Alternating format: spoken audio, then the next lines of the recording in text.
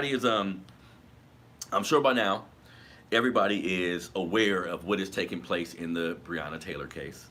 Um, Basically, the grand jury announced. Now, this is based on. I need everybody to understand this, and I'm gonna get into this a little bit later.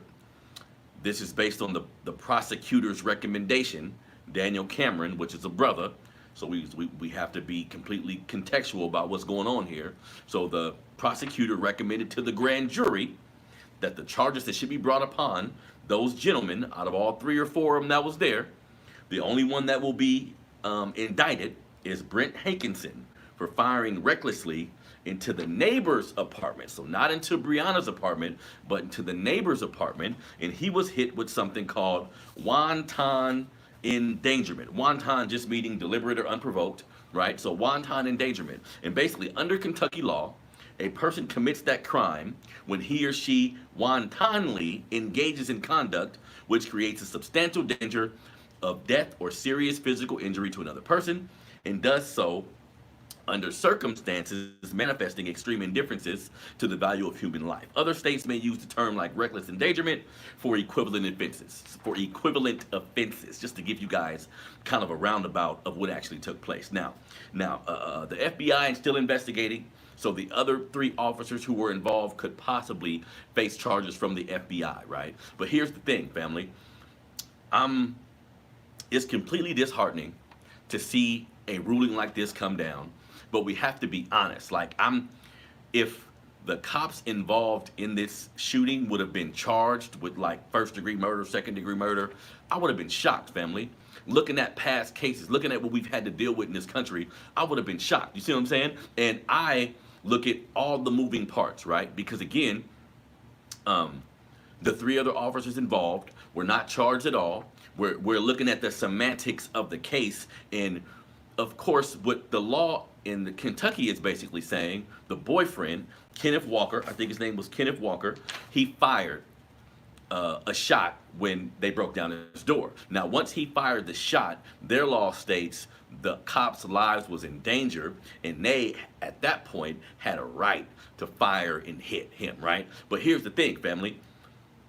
When we look at the details of this case, for one, when they knocked at the door, because they had a no-knock warrant, then it was changed, right? Let's be clear. They had a no-knock warrant. Then it was changed to they had to knock. So here's where I disagree, right? Because I'm not one, and none of us should be at a point where every time something happened involving somebody black in the police or somebody black and somebody white, to say that it's a racist incident or to say that the people involved didn't mean us no good. Now, I'm here to say, in my opinion, most of the time that's the case, but we need to be clear, right?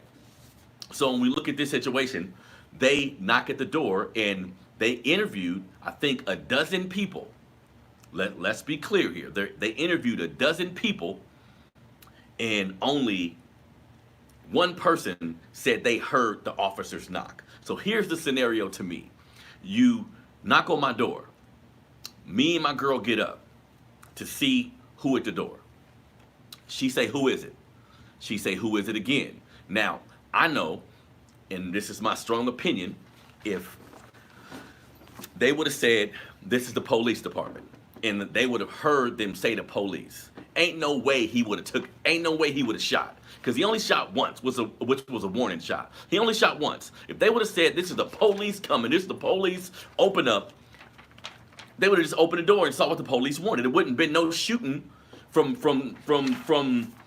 Kenneth's perspective, in my opinion, right? But let's look at the scenario, family. Because again, the prosecutors and the investigators in this case, in my opinion, they're all on the same team. So they're gonna say what they need to say to get their officers off, because conveniently, there was no cameras. The officers had no cameras on. There was no surveillance nowhere, right? So conveniently, there's no proof of what actually took place.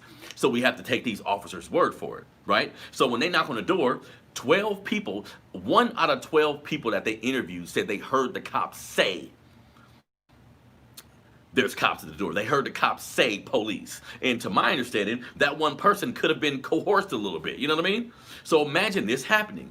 Your door come off of the hinges, and you have a legal firearm in the house. because this is a legal carry state where the young man had a legal firearm in the house. So he has a legal firearm in the house and he shoots one time. What would anybody do in that situation? If you're in a situation where you don't hear a cop say, it's the cops, open up, that's the cops' fault. If you don't say it's the cops, open up, and I just hear you break down my door and I have a legal firearm, who the fuck wouldn't shoot, especially in this country, right? Especially understanding how the politics and how everything works in this country, you shooting. White men have guns and they practice their Second Amendment rights to the fullest degree, right? We should do the same thing. So to me, this is just a situation of a young brother practicing his Second Amendment rights. You break down my door, I'm shooting, right? So you break down the door and shoot. I shoot one time. You guys follow it 30-some rounds after, right? You guys shoot 30-some odd times. Now, the officer, Brent Hankinson, it was proven that he shot 10 times, and none of his shots hit Breonna Taylor. It was from the other officers' guns. But imagine this, family. Somebody break down your goddamn door, right? Somebody break down your goddamn door, and you have a firearm, you shooting that thing, period, right? So everything, all the specifics of this case is just mind-boggling when you look at it. Because when we talk about wonton endangerment, let's talk about wonton endangerment, which is basically wantonly engages in conduct which creates a substantial danger of death or serious physical injury to another person. Isn't that what they did to Breonna Taylor by just shooting in the house, right?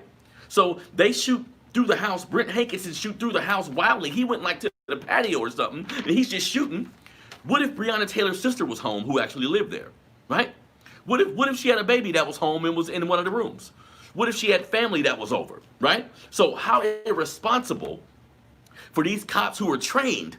These are trained police officers. They fucked up. That's what happened. That's what happened. Yes, they had a warrant to be there because her ex-boyfriend supposedly was a drug dealer, and they were there because her name was listed on an indictment, which I don't even think that should have been the case, but fine. Let's say her name was on an indictment, a couple blocks up or a little bit of ways. They did the same type of sting operation on the ex-boyfriend's house, and they caught him with drugs and guns and all this kind of shit. But when they broke down her door and ended up killing her, they didn't find no drugs. They didn't find nothing there, right? So in my opinion, these cops acted recklessly. They acted recklessly and irresponsibly, and to me, the antithesis of them acting this way is who they were confronting. She was considered, this is another point, Breonna Taylor's apartment, as a part of this so-called sting operation, was considered a soft target. A soft target is somebody that's not a threat. A soft target is somebody that's not gonna hurt you like that. You know what I mean? But you break down her door without her hearing you. What is anybody in their right mind gonna do? Because we have political pundits and assholes like Candace Owens talking about the boyfriend was a criminal. The boyfriend was a criminal. They're always trying to hype up this criminal element when it comes to us. When it comes to them doing some egregious shit to us, they're always trying to hype up the criminal element. But the bottom line, the facts is, she was an EMT. She was an essential worker in these hard times that we're going through right now. If you want to play that card, she was an essential worker who got assassinated. That's what actually happened. That's what actually happened. And then when you look more into the case, Daniel Cameron, and this is an ongoing problem that we have in the melanated community. People who look like us, and we assume because we vote in a politician who looks the way that we look, we assume that they're gonna have our back specifically, that they're going to look at our best interests first and not align themselves with the institution that they've made themselves a part of, right? Keeping in mind that this Daniel Cameron guy is a law and order guy.